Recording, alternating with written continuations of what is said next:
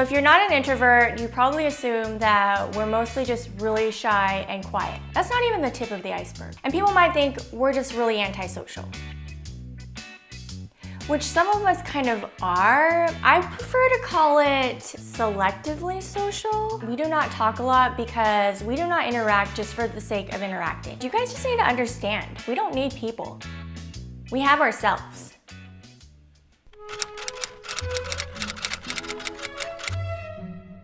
So if I spot you in the grocery store, instead of simply just saying hi, I'll hide in the next aisle and contemplate whether I actually want to put myself through potentially getting stuck in a small talk conversation.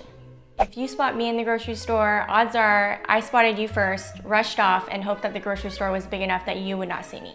I feel pathetically proud of myself if I attend more than one social outing in a week. Going several days without talking to anyone is like my most favorite thing ever. It's like the best. And that includes social media. If I can manage to stay off social media, I am like a new person.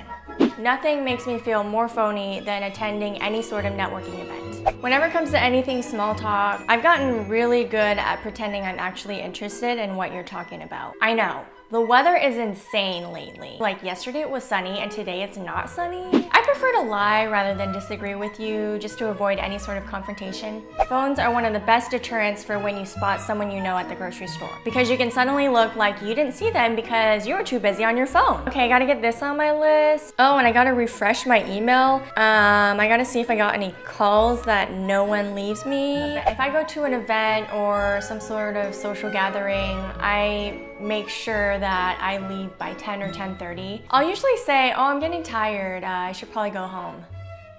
I'm not tired.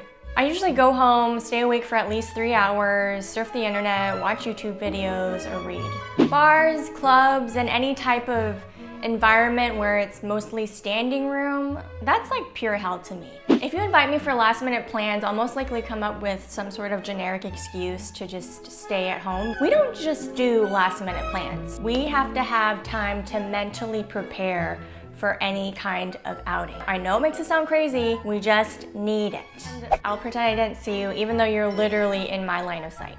Oh, I did not see you there. How are you? You don't ever have to feel guilty for canceling plans last minute with us, because internally we are jumping for joy. Yeah. I have a hard time making decisions, and it can be like the most trivial situations where I'm trying to decide between laundry detergents. It usually takes me at least 10-15 minutes to decide between products. I have to weigh all of the pros and the cons of each item before I purchase it. And when it comes to online shopping, well, I'm basically a private investigator. I have to know every single spec, detail, review, everything before I even think about adding it to my cart. Then after I've spent hours and sometimes days researching this product, I'll just get overwhelmed by the shitload of information and decide I don't need it after all. The last thing you want to ask us is where we want to go out to eat. When I say, sorry, I already have plans tonight, those plans are usually to just stay at home, read, eat, online shop, or more likely online research products for hours, avoiding any kind of social contact, binge on YouTube videos,